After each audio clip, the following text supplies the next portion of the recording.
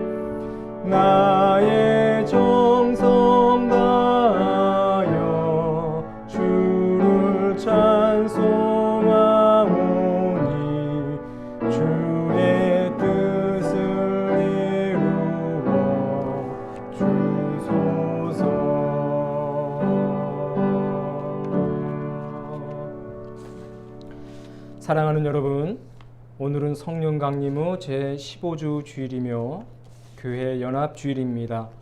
시편 114편 6절에서 8절 말씀을 힘입어 하나님을 예배하는 자리로 나아갑시다. 너희 산들아 숙양들같이 뛰놀며 작은 산들아 어린 양들같이 뛰놀문 어찌함인가. 땅이여 너는 주 앞 곧 야곱의 하나님 앞에서 떨지어다. 그가 반석을 쳐서 못물이 되게 하시며 차돌로 샘물이 되게 하셨도다. 아멘.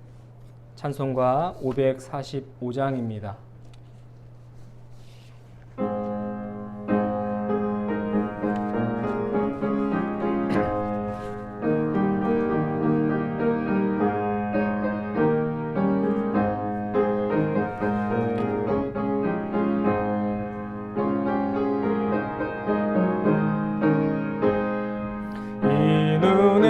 증거 아니 배워도 믿음만을 가지고 손을 걸으며 이 귀에 아무 소리 아니 들려도 하나님의 약속 위에 서리라. 걸어가세 믿음 위에 서서 나가세 나가세 의심 버리고 걸어가세 믿음 위에 서서 눈과 귀에 아무 증거 없어도 이 눈이 보기에는 어떠하든지 이미 얻은 증거대로 늘 믿으며 이 맘에 의심 없이 살아갈 때에 우리 소원 주 안에서 이루리. 걸어가세 믿음 위에 서서 나가세 나가세 의심 버리고 걸어가세 믿음 위에 서서 눈과 귀에 아무 증거 없어도 주님의 거룩함을 두고 맹세한 주 하나님 아버지는 참 미쁘다. 그 귀한 모든 약속 믿는 자에게 능치 못할 무슨 일이 있을까. 걸어가세 믿음 위에 서서 나가세 나가세 의심 버리고 걸어가세 믿음 위에 서서 눈과 귀에 아무 증거 없어도. 아멘. 이 시간 우리 침묵하면서 한 주간의 우리의 삶을 성찰하도록 하겠습니다.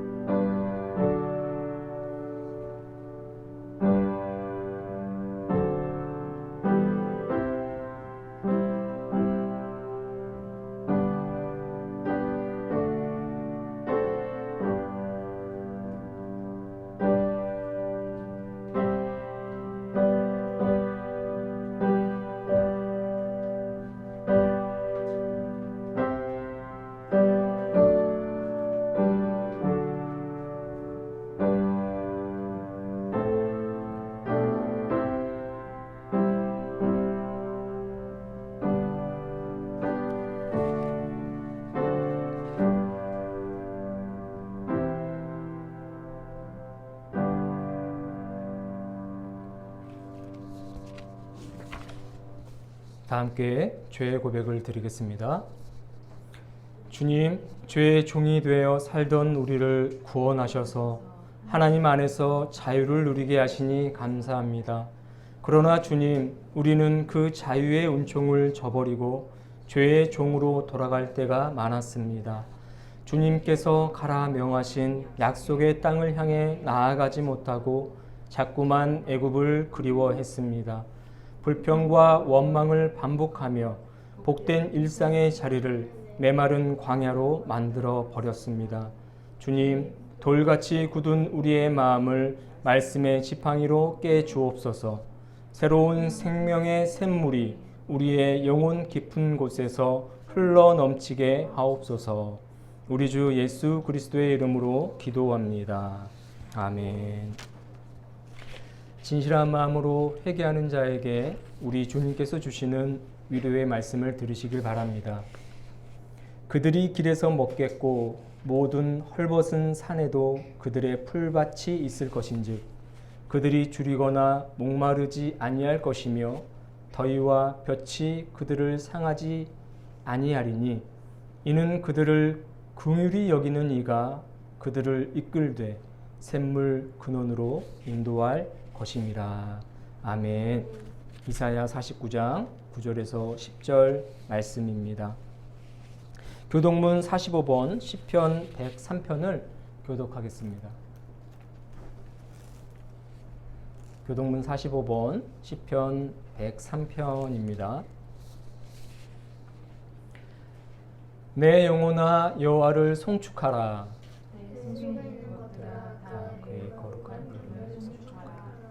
내 영혼아 여호와를 송축하며 그의 모든 은택을 잊지 말지어다. 그가 내 모든 죄악을 사하시며 내 모든 병을 고치시며 내 생명을 파멸해서 속량하시고 인자와 긍휼로 관을 씌우시며 좋은 것으로 내 소원을 만족하게 하사 내 청춘을 독수리같이 새롭게 하시는도다. 여호와는 긍휼이 많으시고 은혜로우시며 노하기를 더디하시고 인자하심이 풍성하시도다. 자주 경책하지 아니하시며 노를 영원히 품지 아니하시리로다. 우리의 죄를 따라 우리를 처벌하지는 아니하시며 우리의 죄악을 따라 우리에게 그대로 갚지는 아니하셨으니 이는 하늘이 땅에서 높음 같이 그를 경외하는 자에게 그의 인자하심이 크심이로다. 동이 서에서 먼 것 같이 우리의 죄가를 우리에게서 멀리 옮기셨으며 아버지가 자식을 긍휼히 여긴 같이 여호와께서는 자기를 경외하는 자를 긍휼히 여기시나니 이는 그가 우리의 체질을 아시며 우리가 단지 먼지뿐임을 기억하심이로다. 아멘.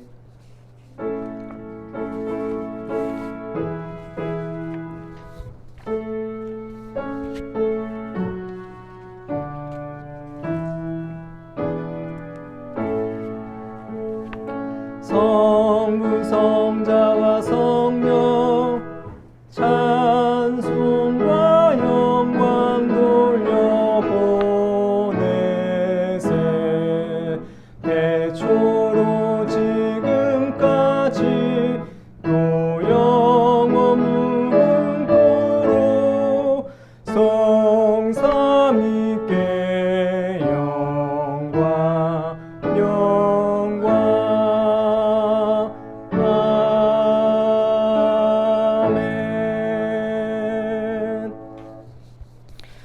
기도하겠습니다. 사랑과 은혜가 충만하신 하나님 아버지 감사합니다.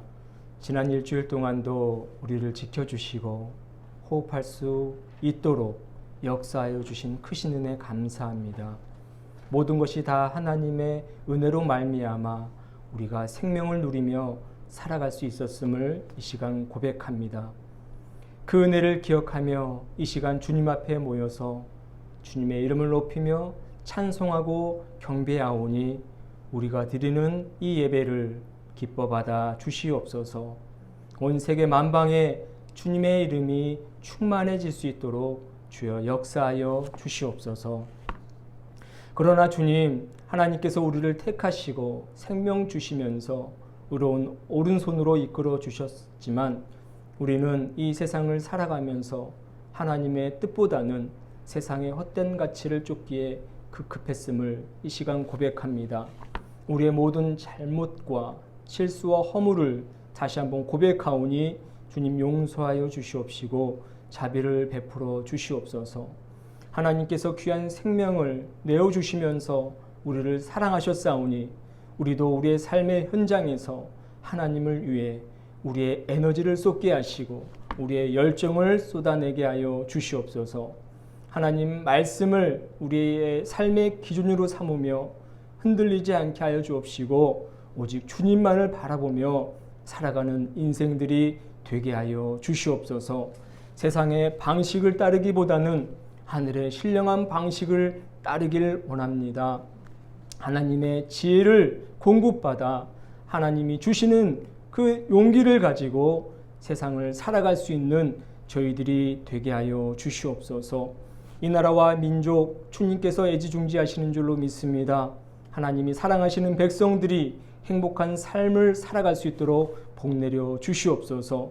그 삶의 모든 필요가 채워지게 하여 주옵시고 무엇보다도 그들의 영혼의 그 빈자리가 성령님으로 채워질 수 있도록 도와주시옵소서. 이 땅을 살아가는 대한민국 국민이라면 모두가 하나님을 경외할 수 있도록 도와주시고 예수 그리스도를 구주로 고백할 수 있는 그 놀라운 역사가 이루어지게 하여 주시옵소서. 위정자들을 위해서 기도하오니 하나님께서 위임하신 권세를 하나님 나라 위에 사용하게 하여 주옵소서. 하나님을 경외하는 마음으로 하나님의 불같은 진노와 날카로운 시선이 늘 항상 그들을 주시하고 있다는 사실을 기억하며 그 권세를 자신의 사리사욕을 채우는 데 사용하는 것이 아니라 이 나라 이 민족을 위해서 사용하게 하여 주시옵소서. 하나님을 사랑하는 마음을 품게 하셔서 그 마음으로 이 백성들을 잘 치리할 수 있도록 복내려 주시옵소서. 이 땅에 세워진 한국교회 하나님 사랑하시는 줄로 믿습니다. 주님의 피값으로 세운 교회인 만큼 주님을 위해 사역하는 교회들 되게 하여 주시옵소서. 세상 사람들로부터 수많은 비난과 또 손가락질에 많이 위축되어 있습니다. 하나님 힘을 내게 하여 주시옵시고 아버지 하나님이 이 위기를 잘 극복해 나감으로 말미암아 아버지 하나님의 영광을 드러낼 수 있는 복된 교회들 되게 하여 주시옵소서. 예수님의 가르침을 삶으로 표현해내는 교회들 되게 하여 주옵시고 예수님께서 보여주셨던 그 삶의 모델을 실천해 나아갈 수 있는 아름다운 교회들 되게 하여 주시옵소서. 비난이 찬사로 바뀌게 하여 주시고 그로 인하여 하나님께서 영광 받으시는 한국 교회가 되길 원합니다. 아버지 하나님 지속되는 이 코로나19로 인하여 많은 어려움 가운데 있습니다. 교회가 어렵고 성도의 삶이 어렵고 이 대한민국 국민 모두가 어렵습니다. 이 위기를 잘 극복해 나아갈 수 있도록 도와주시옵소서. 힘들더라도 서로 배려하면서 아버지 하나님 이 위기를 극복해 나아감으로 말미암아 아버지 하나님께서 주시는 그 일상들을 다시금 기쁨으로 맞이하며 누릴 수 있는 그날을 기다리게 하여 주시옵소서. 하나님이 사랑하시는 이 함께 가는 교회도 아버지 하나님을 늘 사랑하며 살길 원합니다. 있는 그 삶의 현장에서 하나님을 예배하는 교회 되길 원합니다. 시작은 미약하였으나 나중은 심히 창대하리라는 그 말씀이 이루어지는 복된 교회 되게 하여 주옵시고 지역의 영혼들을 주님께로 인도하는 데에 부족함이 없는 교회 되게 하여 주시옵소서. 바른 말씀을 선포하게 하시고 응답받는 기도가 있게 하시며 감사와 감격이 넘쳐나는 찬송이 울려 퍼지는 교회 되게 하여 주시옵소서. 주님과 함께 이웃과 함께 또 가족과 함께 가는 교회 되게 하여 주실 줄로 믿습니다. 아버지 하나님, 이 시간 하나님의 말씀을 듣습니다. 말씀을 들으면서 그치는 것이 아니라 우리의 신비에 새기며 삶으로 살아낼 수 있는 은혜의 시간이 되게 하여 주시옵소서. 오직 주님만이 이 나라와 이 민족의 주인이시며 우리 교회의 주인이시며 우리의 삶의 주인이심을 고백하며 살아서 역사하시는 예수 그리스도의 이름으로 기도하옵나이다. 아멘.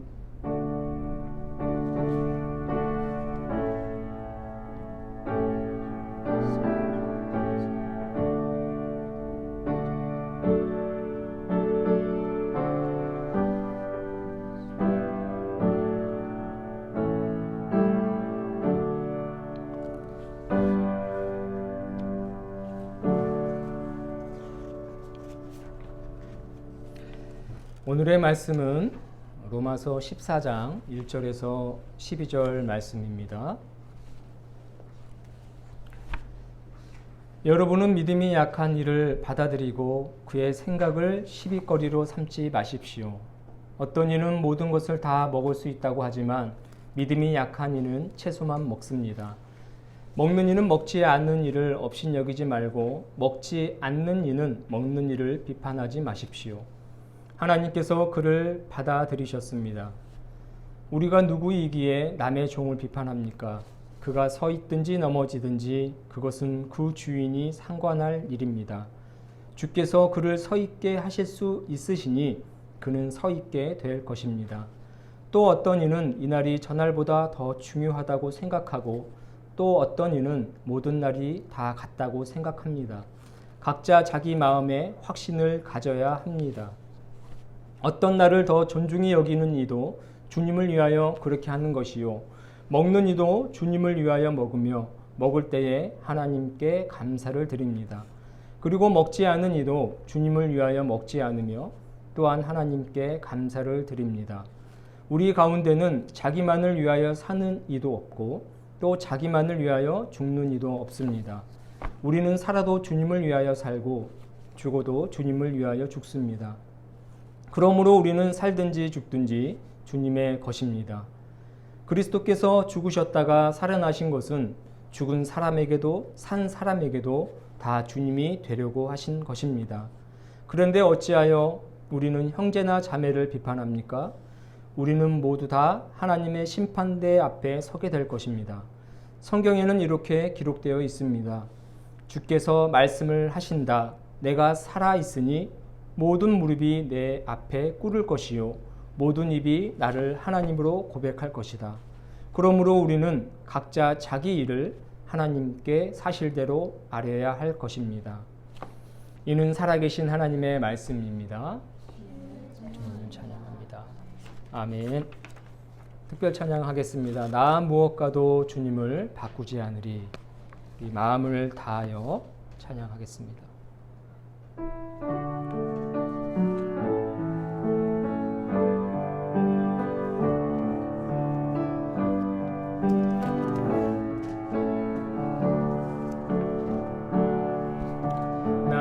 무엇과도 주님을 바꾸지 않으리. 다른 어떤 은혜 구하지 않으리. 오직 주님만이 내 삶의 도움이시니 주의 얼굴 보기 원합니다. 나 무엇과도 주님을 바꾸지 않으리.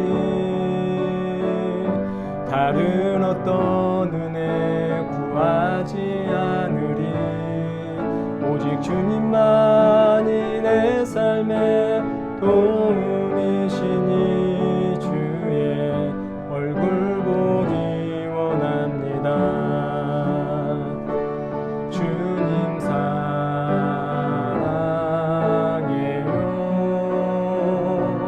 온 마음과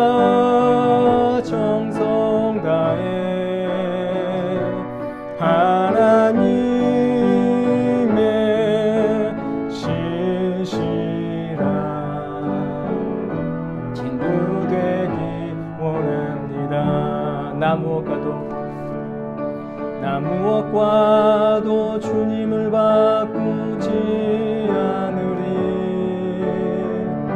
다른 어떤 은혜 구하지 않으리. 오직 주님만이 내 삶의 도움이시니 주의 얼굴 보기 원합니다. 주님 사랑해요. 온 마음과 정성 다해 하나님의 신실한 친구 되기 원합니다. 주님 사랑해요. 주님 사랑해요.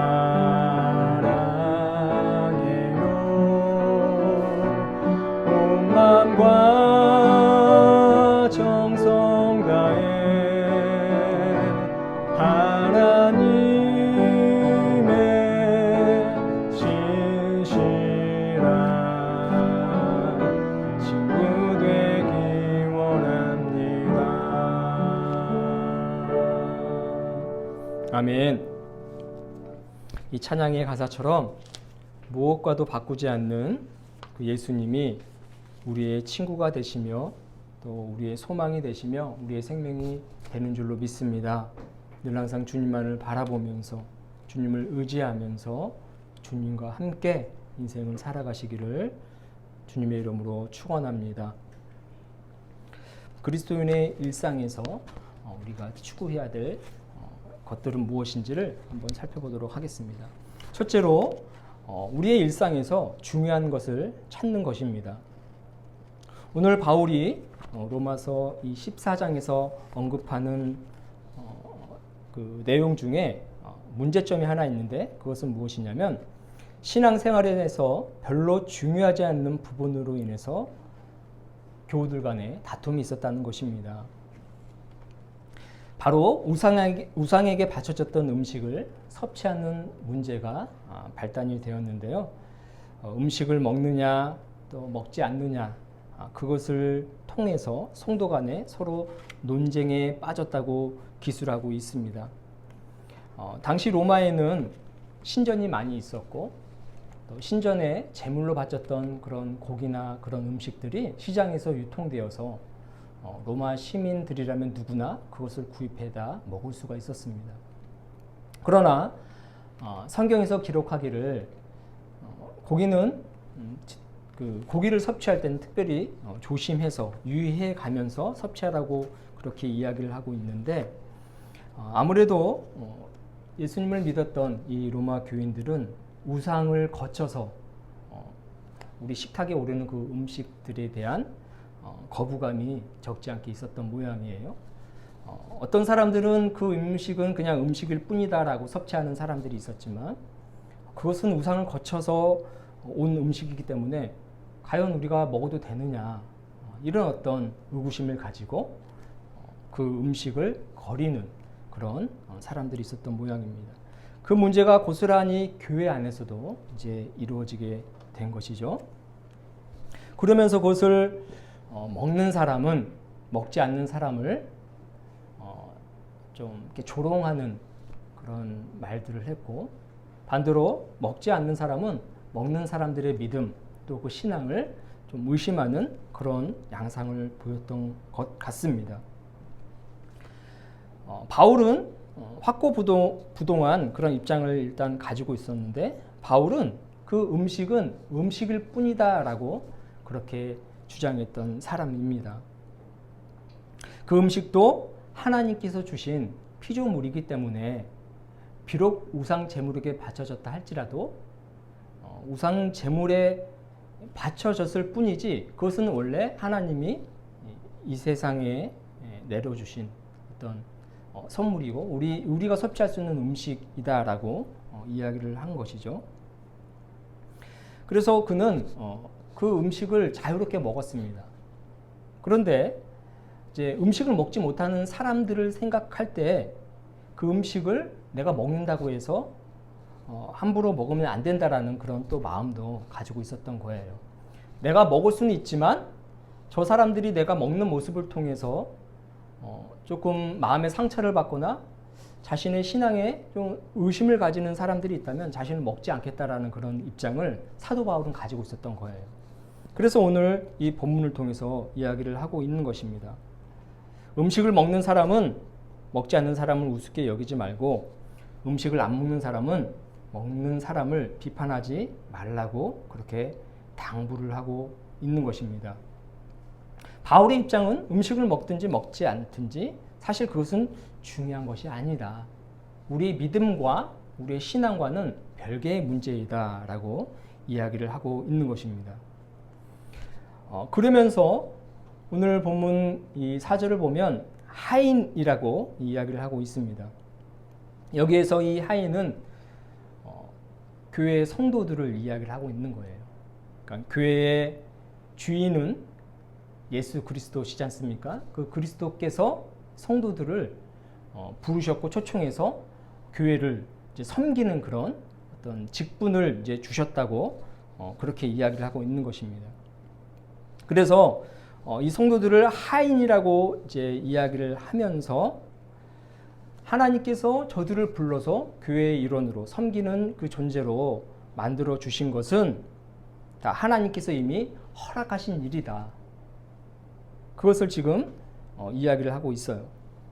그래서 3절을 보면 하나님께서 그를 받으셨다라고 그렇게 이야기를 하고 있습니다. 하나님께서 허락하셨기 때문에 그들은 교회의 일원이 될 수 있었다고 지금 이야기를 하고 있는 것이죠. 그러니까 음식을 통해서 저 사람의 믿음을 의심하거나 저 사람의 믿음이 너무 연약하다 이렇게 말하는 것은 별개의 문제라는 거예요. 그것은 중요하지 않아요. 왜냐하면 하나님께서 이미 저 사람들의 믿음을 보시고 교회의 일원으로 삼아 주셨고 교회를 위해서 봉사할 수 있도록 섬길 수 있도록 그런 직책을 주셨다라고 지금 이제 하인을 빗대어서 이야기를 하고 있는 것입니다. 사실 이 로마 공동체, 로마 교회 공동체의 일원이 된다는 것은요, 놀라운 축복인 거예요. 세상의 관점에서 보면 어떻습니까? 삶의 많은 부분을 포기하거나 내려놓는 그런 행위인 거죠. 하고 싶은 일을 하지 못하고 또 절제하는 그런 모습들을 가지면서 로마 교회의 어떤 일원이 된 것입니다. 뿐만 아니라 당시 그리스도인들은요, 두 개의 그룹에서 오는 그 핍박을 감수해야지만이 그리스도인이 될 수 있었어요. 로마 제국의 핍박, 그리고 유대인들, 그 유대인들의 핍박입니다. 로마 제국은 황제 숭배를 강요했고 또 유대인들은요, 우리 그리스도인들이 믿는 그 하나님이 아닌 오직 한 분, 아버지 되시는 그 하나님, 그 한 분만 숭배해야 된다고 강요했습니다. 그들로부터 오는 핍박들이 있었던 거예요. 그러니까 로마 교회의 공동체가 된다는 것은 그 두 그룹들로부터 오는 핍박을 피해서 운둔자처럼 몰래 모이고 신앙생활을 하는 사람들인 것입니다. 만약 그들이 로마 교회의 공동체 일원이다, 자신들이 그리스도인이다 라는 사실이 밝혀질 경우에는 사자밥이 되거나 모진 고문을 당한 후에 죽임을 당할 것은 당시에는 뻔한 일이었던 것입니다. 그리스도인인 이 로마 교회 공동체 성도들도 이러한 상황이 자신들에게 닥칠 것을 알면서도 기꺼이 그리스도인들이 된 거예요. 그리고 그들은 입으로 예수님은 그리스도십니다 라고 시인한 사람들입니다. 교회 공동체의 일원이 된다는 것은요, 동아리나 취미 활동이 아닙니다. 자신의 생명을 하나님께 온전히 드리겠다는 의지고 충성의 마음이 있어야지만이 가능한 일이라는 것입니다. 그리고 예수를 그리스도라고 시인하는 행위는 인간의 의지가 아니라 성령의 역사가 있어야지만이 가능한 일이기 때문에 로마 교회의 공동체의 일원이라는 것은 전적으로 하나님의 허락이 있었다는 그런 증거가 되는 것이죠. 고린도전서 12장 3절을 보면 또 성령으로 아니하고는 누구든지 예수를 주시라 할 수 없느니라 라고 기록이 되어 있습니다.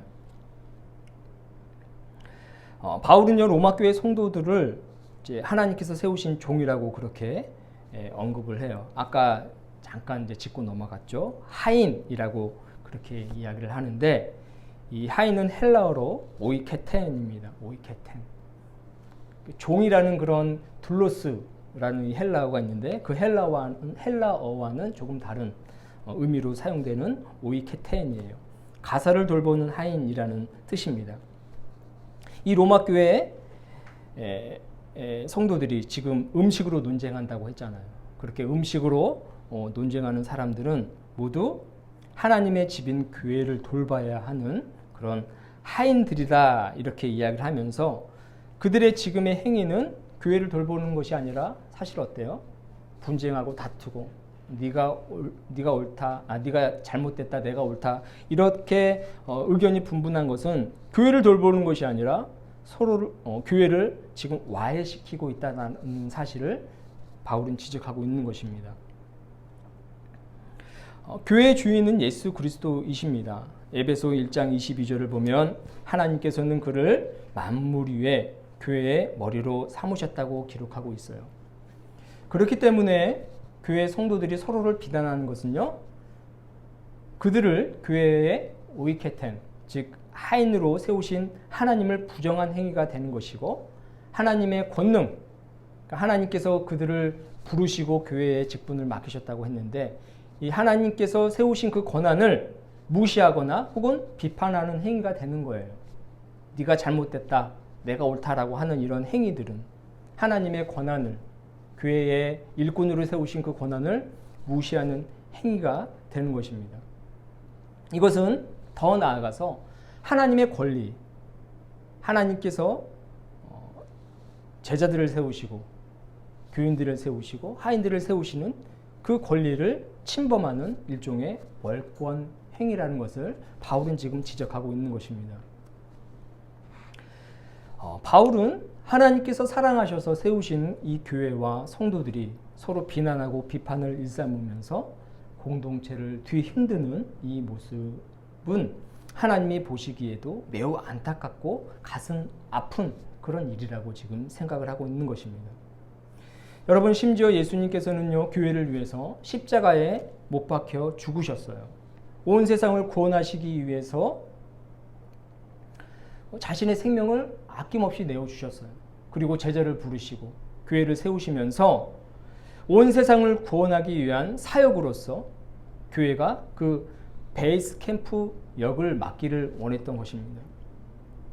서로 힘을 합하고 연합해서 함께 이 세상을 향해 나아가 될 이 교회가 연합은 하지 않고 비판하고 서로에게 마치 칼을 들이대는 듯한 그런 모습을 보고 있으니 바울이 보기에 얼마나 가슴 아팠고 그 모습은 예수님 얼굴에 먹칠하는 행위이구나라는 그런 생각을 하지 않았겠습니까? 바울은 이 하나님의 마음을 대변하면서 로마 교회에게 하나님의 마음을 전하고 있는 거예요. 니들 싸우지 말아라. 음식 때문에 싸우면 되겠니? 그것은 중요한 것이 아니야. 아무거나 먹으면 어떻고? 또 먹기 싫으면 또 안 먹을 수도 있잖아. 그게 무엇이 문제니? 우상에게 바쳐졌던 음식? 사실 우상은 허상인 거 너희들도 알지? 우상은 아무것도 아니야.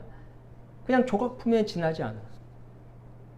우상에게 바쳐졌던 음식도 사실 아무것도 아니란다. 우상에게 바쳐졌던 음식도 실은 하나님의 피조물 아니니? 우상에게 바쳐졌다고 해서 그것이 부정한 것이 아니야. 그것을 부정하다고 생각하는 사람, 그 사람에게만 부정한 것이다 라고 그렇게 바울은 이야기를 하고 있는 것입니다. 중요한 것은 음식이 아니라는 거예요. 교회 안에서 음식 때문에 싸워서는 안 된다고 그렇게 이야기를 하는 것입니다. 그러면서 그는 로마서 14장 17절에서 이렇게 이야기를 하는데 아주 중요한 이야기를 하고 있어요. 무엇이 중요한 것인가? 그것을 이야기하고 있는 것입니다. 하나님의 나라는 먹고 마시는 것에 있지 않다. 그렇게 이야기를 하고 있습니다. 그러면서 성령 안에서 의와 평강과 기쁨을 누리는 것이 중요한 것이다. 이렇게 이야기를 하는 거예요. 여러분 로마서 3장 24절을 보면 하나님의 은혜로 값없이 의롭다 하심을 얻었다라는 그런 구절이 있는데 여러분 교회 안에 있는 모든 성도는 우리의 의지나 어떤 노력의 결과물이 아닌 오로지 하나님의 은혜로 의롭게 된 사람들이 모이는 곳이다라고 지금 이야기를 하고 있는 것입니다. 우리의 행실과는 별개로 하나님께서 우리를 의롭게 해주셨고 그 사실을 믿음으로 받아들였기 때문에 오늘 우리는 구원을 얻은 사람들이다라는 것을 지금 바울은 이야기하고 있는 것입니다. 성령 안에서 살아가는 것, 그래서 우리가 의로운 사람이 되었다라는 것, 하나님의 은혜를 기억하며 살아가는 것이 교회가 추구해야 될 중요한 것이라는 거예요. 그리고 수많은 그리스도인들이 그 사실을 기억하면서 살아가야 된다는 것을 언급하고 있는 것입니다.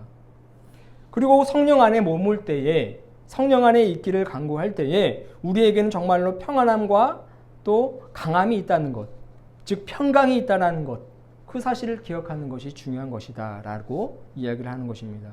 성령 안에 머물 때에 성령께서 주시는 평강이 있다는 사실을 기억하는 것이 중요하다는 거예요. 여러분 잘 알다시피 사도행전을 보면 오순절 마가다락방에서 기도할 때 성령님께서 임재하셨습니다. 수많은 사람들이 방언으로 큰 소리로 기도했어요. 여러분 숨어있던 사람들이 소리를 내서 큰 소리로 기도했다는 것, 자신들의 위치가 노출될 수 있는 겁니다. 로마 병정들, 또 예수님을 박해했고 또 그리스도인들을 모험하는 수많은 사람들이 얼마든지 쳐들어올 수 있는 그런 상황인데 그들은 그런 것에 아랑곳하지 않고 두려워하지 않고 평안함을 유지하면서 오히려 담대함으로 복음을 증거했다라는 사실을 우리는 보게 됩니다. 성령 안에 머물 때에 그들에게 평안이 있고 그리고 용기가 있다라는 것을 또 세상이 주지 못하는 강함이 있다라는 것을 그들이 이미 경험했던 사람인 거예요. 교회 공동체 안에서 중요한 것은 음식이 아니라는 겁니다. 그것은 본질적인 것이 아니다. 어떻게 우리가 성령 안에 머물고 성령이 주시는 그 평강과 또 그 강함 속에서 그 담대함을 잃지 않고 살아가는가, 그것이 중요하다고 바울은 언급하고 있는 것이고요. 또 한 가지 중요하다고 이야기한 것은 무엇이냐면 성령이 공급하시는 기쁨을 누려야 된다고 지금 바울은 이야기하고 있는 것입니다. 여기서 기쁨은요, 세상적인 쾌락과 즐거움이 아니에요. 세상에서 경험하는 그런 기쁨, 그 즐거움이 아닙니다. 조이라는 그런 글씨를 우리가 한번 생각해 봐야 돼요. 조이라는 이 기쁨을 제가 좀 생각해 보니까 이 조이가 Jesus on you라는 그런 어떤 단어의 약자인 것 같다는 생각이 들더라고요. 여러분 잘 알다시피 영어의 on은 바로 표면 위에 붙어 있음을 의미한다고 예전에 한번 말씀드린 적이 있습니다. on이 위에라는 뜻이지만 그것이 엄청나게 높은 그런 위치에 있는 것이 아니라 바로 우리 그 표면 위에 붙어 있는 것이 바로 on이라는 의미예요. 그러니까 너의 곁에, 너의 그 표면 위에 바로 예수가 계시고 그것을 확인할 때에 참된 기쁨이 있다는 것을 지금 이야기하고 있는 것입니다. 주님과 함께 있을 때에 참된 기쁨이 있고 그것을 누리는 것이 교회 안에서 이루어져야 될 일이다라고 이야기를 하는 겁니다. 비단 교회뿐만 아닙니다. 그리스도인으로서 살아가는 데 있어서 중요한 것은 먹는 문제, 그런 것들이 중요한 것이 아니에요. 어떻게 하면 우리가 성령 안에서 하나님 주신 의를 누리고 평강하게 살면서 주님과 함께 밀접하게 연관되어 있으면서 기쁨을 누리며 살아가는 것인가, 그것을 중요하게 생각한다라는 것입니다. 사랑하는 여러분, 우리 그리스도인의 일상에서 중요한 것은 바로 이것입니다. 성령 안에서 누리는 의, 그 평강, 그 기쁨인 줄로 믿습니다. 그런 것들을 누리고 그것을 추구하면서 살아갈 수 있기를 주님의 이름으로 축원합니다. 여러분, 두 번째로 예수님을 위해서 일상을 살아가는 것이 중요합니다. 본문 8절에서 9절에 나와 있는 그런 내용들이 여기에 해당되는 건데, 여러분 여기에서 예수님의 죽으심을 지금 바울은 이야기하고 있어요.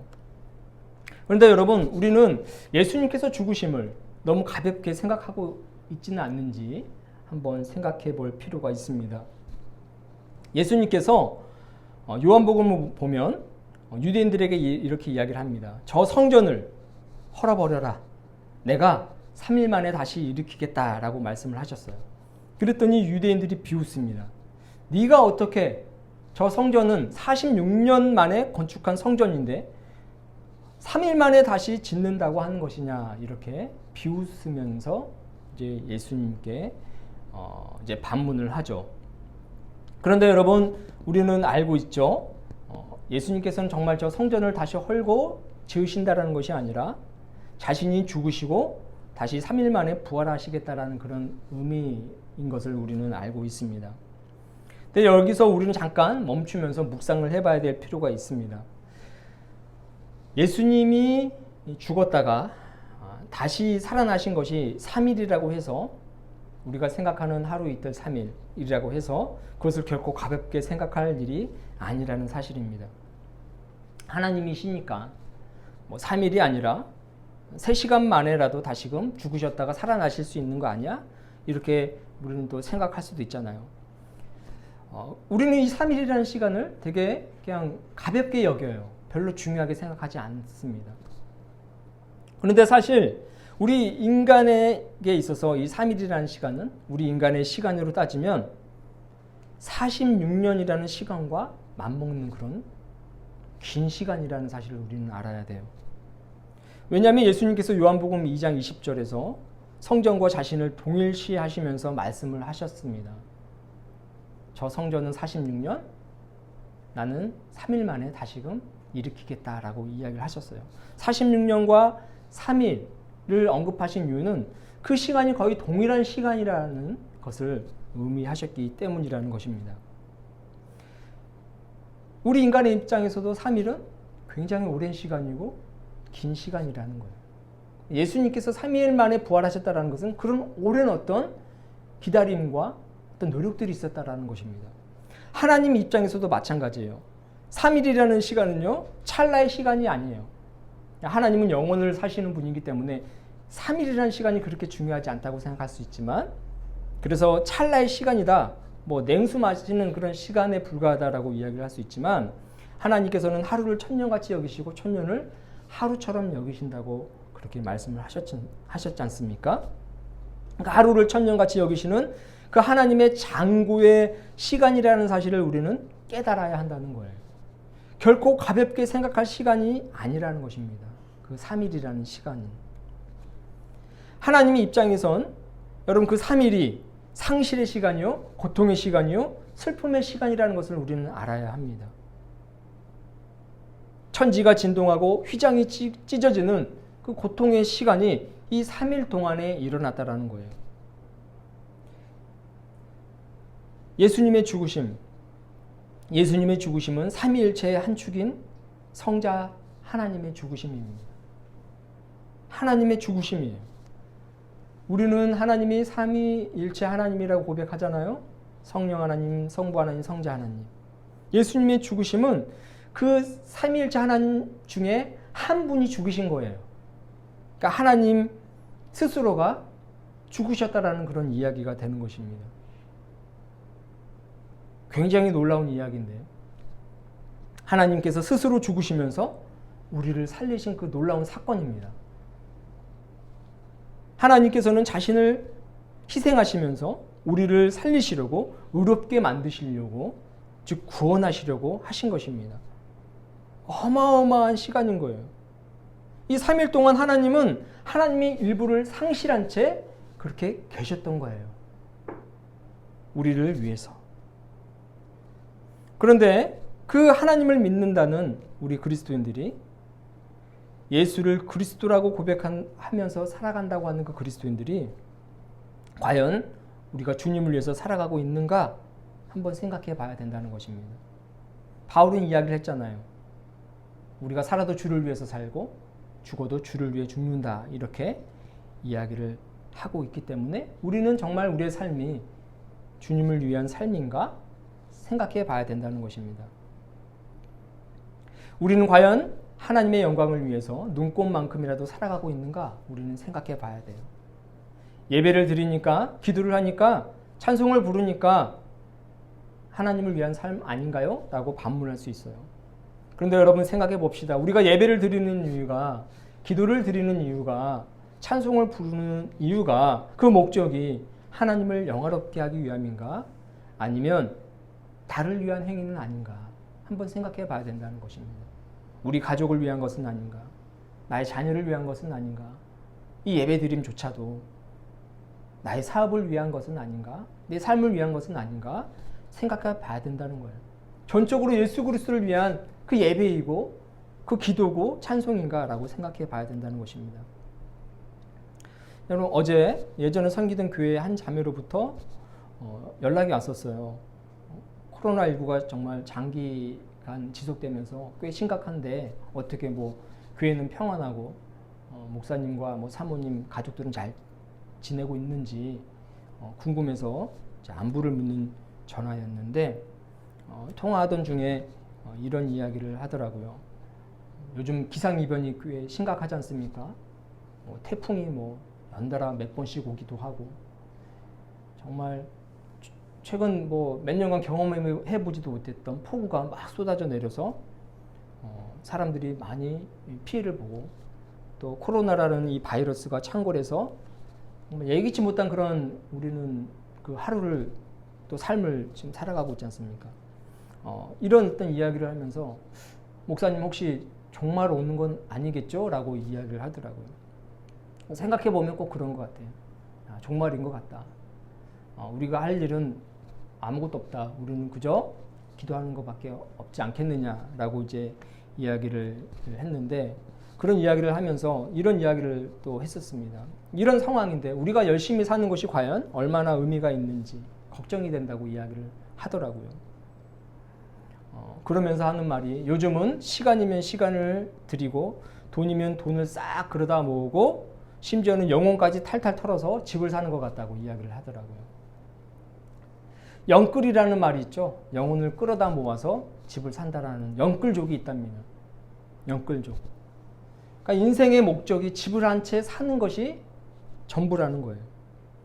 인생의 목적이 그래요. 아이들에게 장래 희망이 무엇인지 물었습니다. 어떤 대답이 가장 많이 나왔을 것 같아요? 건물주가 되는 것이 꿈입니다. 라는 대답이 많이 나왔다고 해요. 그것이 최고의 꿈이라고 이야기를 했습니다. 여러분 건물주, 건물 한 채 가지고 있어서 그 건물을 통해서 월세를 받아서 이제 편안하게 살아가는 것. 그것이 아이들의 인생 목적이라는 것입니다. 우리는 뭐라고 이야기해 줘야 될까요? 아주 현실적인 희망이구나, 꿈이구나. 박수를 쳐줘야 될까? 어떻게 해야 될까? 참 씁쓸한 현실 속에서 우리는 살아가고 있다는 거예요. 다른 것이 종말이 아니라고 생각합니다. 전쟁이 있고 기근이 있고 전염병이 있어서 세상이 곧 멸망할 것 같은 그런 것이 종말이 아니라 인생의 참 의미와 목적을 상실한 것이 종말이 아닌가. 우리 인간이 살아가야 될 삶의 의미가 있고 목적이 있고 하나님께서 허락하신 우리의 인생의 길이 있는데 그것을 잃어버리고 정말 살아있긴 하지만 죽은 것과 다름없는 삶. 집 한 채 얻는 것이 유일한 인생의 목적인 그 삶이야말로 종말이 다가온 게 아닌가라는 그런 생각이 들었어요. 바울은 강조하고 있어요. 본문 14장 8절에서 우리는 살아도 주를 위해서 살고 죽어도 주를 위해서 죽습니다. 그러므로 죽든지 살든지 우리는 주의 것입니다. 라고 이야기를 하고 있습니다. 그렇다면 주를 위해 살아가는 것은 무엇인가? 우리의 일상에 주를 위한 삶은 무엇인가? 그것은 바로 예수님의 증인으로서 하루를 살아가는 것이라고 생각이 됩니다. 사도행전 1장 8절을 보면 예수님께서 부활하신 후에 하늘에 오르시기 전에 마지막으로 하신 말씀이 기록되어 있습니다. 예루살렘과 온 유대와 사마리아와 땅끝까지 이르러 내 증인이 될 것이다. 이 말씀을 하셨어요. 예루살렘은요 제자들이 맨 처음 있었던 현장입니다. 복음의 시작이 이곳에서 이루어졌어요. 이 지점을 시작으로서 예루살렘에서 유대 땅 전체로 복음이 확장되어져 가고 심지어는 제자들이 갈 수 없었고 아니 가지 않으려고 했던 그 사마리아 지역까지 여러분 복음이 확산되었습니다. 그리고 그 사마리아를 넘어서서 땅끝, 즉 이방 민족과 온 세계로 뻗어나가서 예수님을 전하는 그런 어떤 증인된 삶이 이루어진 거예요. 주를 위해서 살고자 다짐했던 제자들은 그렇게 증인된 삶을 살아갔습니다. 그리고 예수님을 위해서 기꺼이 자신의 생을 마감했어요. 또한 로마서 1장 1절에서 자신이 누구인지 어떤 삶을 살 것인지에 대해서 언급했던 바울은 그리스도 예수의 종으로서 예수님을 이방 민족들에게 전하는 증인의 삶을 살다가 예수님을 위해서 기꺼이 순교하면서 생을 마감하는 것입니다. 증인된 삶, 예수님을 전하며 살아가는 삶, 예수님의 향기를 바라며 살아가는 삶이 우리 그리스도인들의 일상이 되어야 한다는 것입니다. 여러분, 마지막으로 세 번째로 우리의 일상은 하나님을, 살아계신 하나님을 늘 의식하면서 살아가는 것이 되어야 합니다. 본문 10절을 보면 성도는 모두 하나님의 심판대 앞에 설 것이다, 이렇게 기록이 되어 있어요. 여기서의 심판은 구원과 직결되는 심판이 아닙니다. 우리가 만약에 의롭게 되지 못했다면, 즉 예수를 믿지 않았더라면 우리는 그 하나님의 심판대 앞에 서서 정말 천국과 지옥의 어떤 기로에서는 그런 심판을 받겠지만, 우리는 예수님을 믿으면서 의롭다 하심을 받았어요. 예수님 때문에 우리는 구원을 받은 자가 되었기 때문에 이 성경이 말하는 심판은 우리와는 상관이 없는 그런 심판이라는 거예요. 본문에서의 심판은 12절에 기록된 것처럼 하나님 앞에 서서 자신이 그동안의 삶을 어떻게 살아왔는지를 하나님께 고백하는 그런 시간이라고 이해하시면 되겠습니다. 여러분, 이 코로나19로 인해서 우리나라가 지금 세계에서 위상이 높아지고 있는 거 아시죠? 한국의 코로나 이 감염자 동선 파악이 세계 최고라고 합니다. 여러 가지 이유가 있겠지만 발빠른 대처, 이런 또 효과적인 방역, 이런 여러 가지 이유들이 있겠지만 가장 근본적인 이유가 한국이 IT 강국 때문이라고 합니다. 휴대폰과 기지국 신호로 개인의 모든 동선을 한눈에 파악할 수 있고, 또 카드를 사용할 때 그 카드가 네트워크로 다 연결되어 있기 때문에 어디서 무엇을 먹고 무엇을 구입했고 무엇을 했는지도 다 한눈에 알아볼 수 있다고 해요. 또 심지어는 CCTV 등이 굉장히 곳곳에 잘 설치되어 있잖아요. 물론 일각에서는 저것은 인권 침해다, 개인 사생활 침해다라는 그런 이야기가 있지만, 그 CCTV 등을 통해서 우리의 어떤 이동 경로, 만약에 어떤 문제가 생겼을 때 그 이동 경로를 잘 파악할 수 있다고 해요. 마찬가지로 여러분, 하나님은요 우리 일상을 한눈에 다 깨고 계시는 분이에요. 하나님의 네트워크는 최고 수준일 것입니다. 시편 33편 13절 15절을 보면 하나님께서는 사람들이 하는 모든 행위를 살펴보신다고 기록이 되어 있습니다. 여호와께서 하늘에서 굽어보사 모든 인생을 살피시며 그는 그들 모두의 마음을 지으시며 그들이 하는 일을 굽어 살피시는 이로다, 라고 기록이 되어 있습니다. 하나님께서 인생들을 살펴보면서 무엇을 하고 계셔요? 역시 그 내용이 시편 121편 3절 5절 6절에 나타나 있습니다. 여호와께서 너를 실족하지 않게 하시며 너를 지키시는 이가 졸지 아니하신다. 여호와는 너를 지키시는 이시라. 낮의 해가 너를 상하지 아니하며 밤의 달도 너를 해치지 아니하리로다, 라고 기록되어 있습니다. 하나님은 우리를 주시하시면서 살펴보시면서 지키신다라는 사실입니다. 여러분, 그래서 시인은 이야기를 해요. 하나님께서 우리를 굽어 살펴보시니 우리는 늘 항상 그 하나님을 의식하면서 하나님만을 바라보면서 살아가야 된다고 이야기를 하고 있습니다. 시편 121편 1절 2절을 보면 내가 산을 향하여 눈을 들리라. 나의 도움이 어디서 올까? 나의 도움은 천지를 지으신 여호와에게서로다, 라고 그렇게 고백을 합니다. 하나님이 내 삶의 주인이 되시니 나는 하나님을 의식하면서 하나님만을 바라보며 살아가겠습니다, 라고 그렇게 이야기를 하고 있는 것이죠. 사랑하는 여러분, 아무도 보는 이가 없을 때 당신은 누구인가? 라는 그런 책이 있습니다.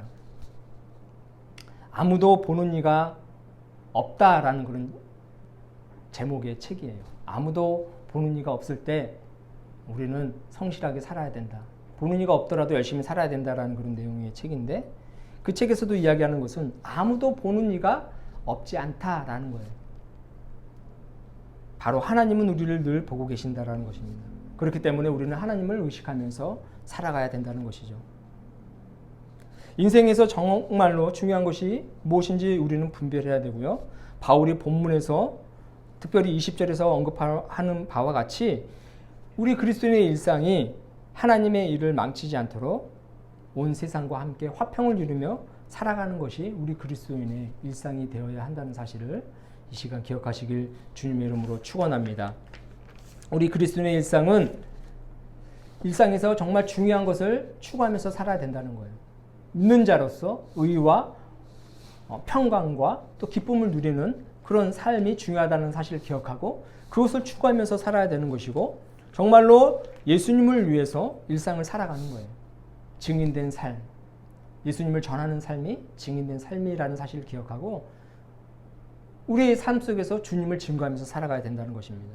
그리고 마지막으로 하나님을 늘 의식하면서 우리를 주시하고 계시는 그 하나님이 계시다는 사실을 기억하고 마지막 날 주님 앞에 섰을 때에 우리가 이렇게 살았습니다. 주님, 저를 안아주세요. 고생 많이 한 저를 축복해 주세요. 이렇게 고백할 수 있도록 우리는 그렇게 성실히 살아가야 된다는 것입니다.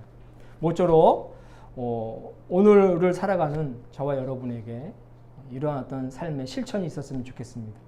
하나님은 우리를 지키시고 우리를 돌보십니다. 그 사실을 기억하시면서 기쁨을 가지고 살아가실 수 있기를 주님의 이름으로 축원합니다. 기도하겠습니다. 참 좋으신 주님, 감사합니다. 주님만을 바라보며 살아갈 수 있도록 복 내려 주시옵소서. 아버지 하나님께서 주신 그 일상을 무의미한 것을 추구하느라 헛되이 보내지 않게 하시고 오직 하나님만을 위해서 살아가는 성실한 삶을 살게 하여 주시옵소서. 감사를 드리며 예수 그리스도의 이름으로 기도합니다. 아멘. 다 함께 사도신경으로 신앙 고백을 드리겠습니다. 나는 전능하신 아버지 하나님 천지의 창조주를 믿습니다. 나는 그의 유일하신 아들 우리 주 예수 그리스도를 믿습니다.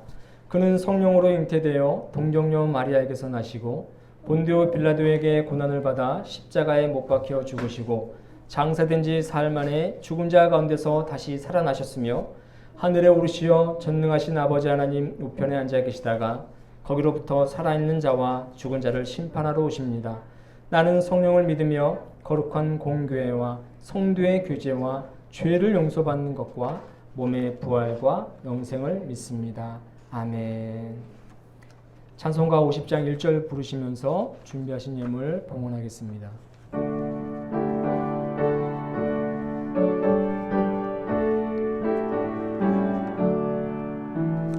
내게 있는 모든 것을 아낌없이 드리네. 사랑하고 의지하며 주만 따라 살리라. 주께 드리네. 주께 드리네. 사랑하는 구주 앞에 모두 드리네. 아멘. 드려진 예물 위해서 기도하겠습니다. 주님의 은혜 감사하며 귀한 예물 드립니다. 우리의 시간도 드리고 우리의 삶 또한 드립니다. 이 예물을 기뻐 받아 주시옵소서. 하나님의 나라를 확장하는 귀한 도구가 되게 하여 주시옵소서. 굶주린 자에겐 빵이 되게 하시고 헐벗은 자에겐 의복이 되게 하시며 죽어가는 이에게는 생명의 양식이 되게 하여 주시옵소서. 필요한 곳곳에 적절히 사용되는 하나님의 손길이 되게 하여 주시옵소서. 교회를 기억하고 돕는 손길들 위에 복을 더하여 주옵시고 늘 하나님 한 분만을 위해 살아가는 삶 되게 하여 주시옵소서. 주님이 주신 은혜와 평강 속에서 기쁨을 누리며 살게 하여 주옵시고 가정의 모든 일들이 주님께서 주시는 그 은혜로 말미암아 형통케 하여 주실 줄로 믿습니다.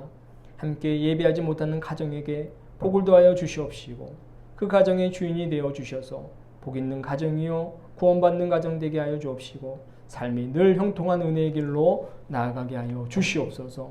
주님을 찬송하오며 예수 그리스도의 이름으로 봉헌하며 기도합니다. 아멘. 교회 소식을 전합니다. 주보를 참고해 주시길 바랍니다. 오늘은 성령 강림무제 15주 교회 연합주일입니다. 수요 예배 시편 90편을 묵상하도록 하겠습니다. 땅생명 청지기 가을 작물 심기 드디어 완료했습니다. 상추와 또 무, 배추, 알타리 이렇게 심었는데 남은 이 한 해 이 작물들을 잘 키우면서 하나님께 또 감사하고 하나님의 섭리를 경험할 수 있는 그런 귀한 남은 한 해가 되기를 원합니다. 사회적 거리두기 2.5단계 격상에 따라서 교회 대응 지침으로 우리가 비대면 예배를 드리고 있는데 어떻게 또 한 주 더 연기할지는 오늘 오후에 아마 결과가 나올 것 같습니다. 정부의 방침에 따라서 한 주를 더 연기할지 아니면 대면 예배와 비대면 예배를 겸해서 할지 기도하면서 결정하도록 하겠습니다. 매일 중보기도 시간 날 때마다 기도해 주시길 바랍니다. 한국교회를 위해서, 나라와 민족을 위해서 개인과 또 가정과 여러 가지 기도 제목을 놓고 기도하실 수 있기를 바랍니다. 우리 평화 인사를 한번 나누겠습니다. 주님의 평화가 당신과 함께, 주님의 평화가 당신과 함께. 우리 파송의 말씀과 파송의 노래 1절 부르고 축도로 예배를 마치도록 하겠습니다. 사랑하는 여러분, 주님께서 우리를 위해 죽으시고 부활하셨으니 우리도 주님을 위해 열심히 살아갑시다. 아멘. 주님을 찬양합니다. 우리에게 힘과 지혜를 주옵소서.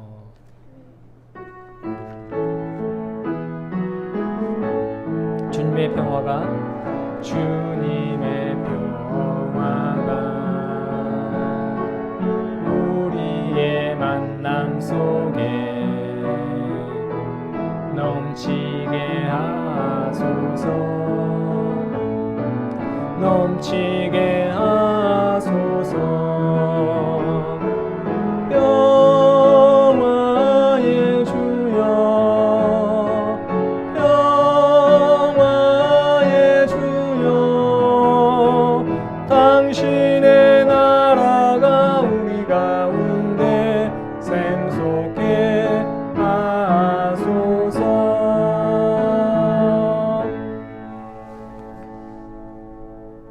이제는 우리 주 예수 그리스도의 구속의 은혜와 하나님 아버지의 놀라우신 사랑하심과 성령님의 감화 감동 위로 역사하심이 하루하루를 그리스도인답게 삶의 중요한 의미를 하나님으로부터 발견하며 하나님이 원하시는 기쁜 삶을 살고자 다짐하는 교우들의 머리 위에, 가정과 또 직장과 이 나라와 이 민족 위에 이제부터 영원토록 함께 하시기를 간절히 축원하옵나이다. 아멘.